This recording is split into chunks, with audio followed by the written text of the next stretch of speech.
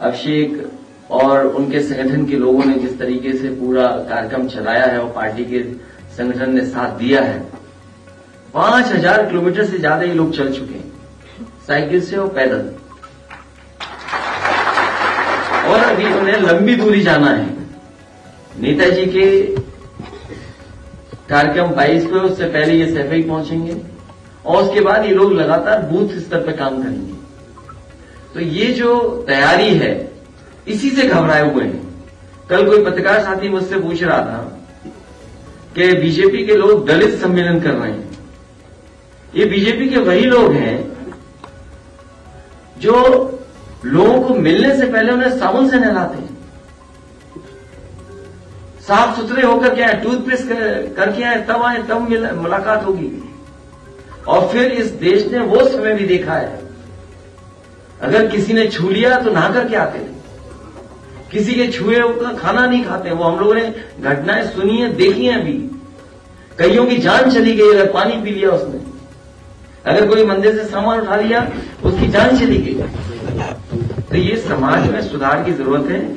आज सरदार पटेल जी को हम याद करते हैं, जिन्होंने देश को जोड़ा, देश को आजादी दिलाई। आचार्य नरेंद्र देव जी को याद करते हैं, जिन्होंने हमें समाजवादी सिद्धांत पर आगे बढ़ने का हमेशा प्रेरणा दी, समाजवादी आंदोलन को आगे बढ़ाया। और नेताजी के मेमोरियल के जानकारी आपको दी है, इसलिए कि नेताजी ने हम लोगों को विरासत में बहुत कुछ दिया है। इतने वर्षों उन्होंने संघर्ष कर करके समाजवादी आंदोलन को यहां पहुंचाया है।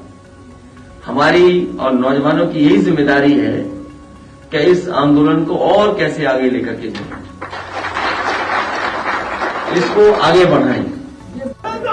मैं आदरणीय उदय प्रताप सिंह जी का और साथ में जितने हमारे समाजवादी वरिष्ठ नेता हैं उनका धन्यवाद देता हूं। ये मेमोरियल जिसका अभी आपने प्रेजेंटेशन देखा और आदरणीय उदय प्रताप सिंह जी ने जो जानकारी दी है, हम सब लोगों की मिलकर के कोशिश होगी कि बहुत जल्दी नेताजी का ये मेमोरियल बन करके तैयार हो जाए। ये मेमोरियल सैफई में इसलिए बना रहे हैं कि नेताजी का सपना सैफई था और जीवन भर वो मिट्टी में रह करके पढ़े लिखे, खेले, आगे बढ़े, राजनीति की तमाम परेशानियां, गांव के लोगों की तमाम दिक्कतों को समझते हुए वो देश की राजनीति में ऊंचाई तक पहुंचे और सबसे ज्यादा लगाव उन्हें सैफई के प्रति था। इसीलिए सैफई में ये मेमोरियल बनने जा रहा है। उनके जन्मदिन 22 नवंबर को हम सब लोग मिलकर के इसका शिलान्यास करेंगे। मैं आप लोगों को भी बुलाऊंगा, हमारे सभी वरिष्ठ समाजवादी नेता उस कार्यक्रम में मौजूद रहेंगे। चरम सीमा पर महंगाई है, चरम सीमा पर बेरोजगारी है, चरम सीमा पर अन्याय हो रहा है और सरकार सुनने को तैयार नहीं है, देखने को तैयार नहीं है। क्या गड्ढे में गाड़ी के डिसबैलेंस होने से बच्चों की जान चली गई? आप मुझे बताओ पत्रकार साथियों, पिछले 6 साल में या 7 साल होने जा रहे हैं, इस सरकार ने कितनी बार कहा कि गड्ढा मुक्त करेंगे सड़कों को? क्या ये बदायूं की घटना उसकी वजह से नहीं हुई? अखबारों में छपाई कि भ्रष्टाचार और गड्ढे की वजह से डिसबैलेंस हुई गाड़ी और इतना बड़ा एक्सीडेंट हो गया, बच्चों की जान चली गई। और फिर डेंगू से जान जा रही है लोगों की, किसी जिला अस्पताल में इलाज नहीं है, दवाइयां नहीं है, ऑपरेशन नहीं मिल पा रहा। पीजीआई जैसे प्रतिष्ठित संस्थान में बीजेपी के नेता, उनके पूर्व सांसद, उनके बेटे को इलाज नहीं मिला, उसकी जान चली गई। इसी पीजीआई में कई मंत्रियों की जान गई, अगर आपको याद हो। याद है कि नहीं याद है आपको? जिस समय कोरोना फैला था, बीमारी आई थी, इसी प्रतिष्ठित संस्थान में मंत्रियों की जान गई।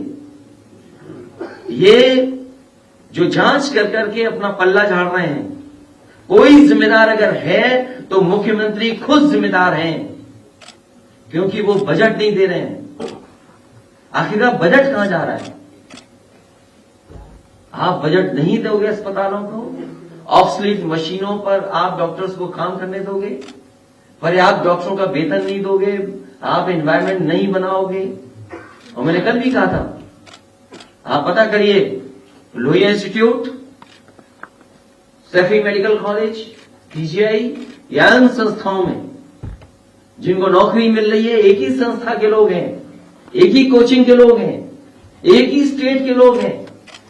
इतने बड़े पैमाने पर नौकरी मिल जाने, अभी तो मैंने विधानसभा विधान परिषद की बात नहीं की है, आप सब जानते हैं। कल हमारे नौजवानों की साइकिल यात्रा टीवी पे कम दिखाई गई, हमें कोई शिकायत नहीं है, क्योंकि सब सोशल मीडिया में सब चल रही है साइकिल, अभी भी 2 पहिए अभी भी घूम रहे हैं। यंग आर्किटेक्ट्स, यंग इंजीनियर्स ने हमारा बहुत सहयोग किया। हम किससे इंस्पायर हों, दुनिया में बहुत सारे बड़े बड़े लीडर्स के सरकारों ने स्मारक बनाए हैं, दुनिया में जगह जगह बने हैं। समाजवादियों ने जयप्रकाश नारायण जी का यहां लखनऊ में बनाया था, और ऐसा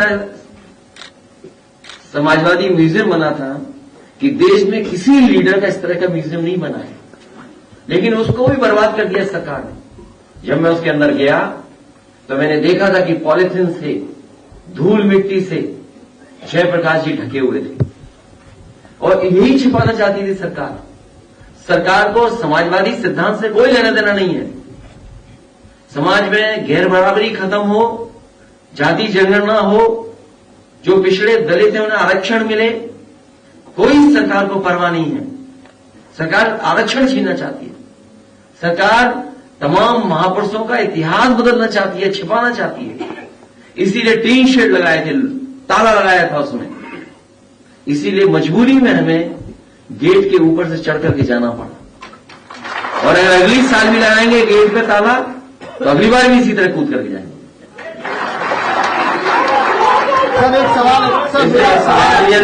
जो बनने जा रहा है, मुझे उम्मीद है कि नेताजी का मेमोरियल सैफई में बहुत अच्छा जल्दी बनाने की कोशिश करेंगे, और इसीलिए मैंने ये प्रेजेंटेशन की। आगे विद्या प्रताप सिंह जी ने हिंदी में बताया कि क्या क्या इसमें चीजें जोड़ रहे हैं। समय समय पर लोगों ने सुझाव दिए हैं, कोशिश होगी उन सुझावों को भी एकोमोडेट कर लें, उन सुझावों को भी शामिल कर लें, जिससे कि जिस जगह से नेताजी को सबसे ज्यादा लगाव था, मैं सबसे पहले वहीं उनका मेमोरियल बनाने जा रहा हूं। मुझे उम्मीद है कि बहुत जल्दी 27 से पहले वो मेमोरियल बनकर के तैयार हो जाएगा।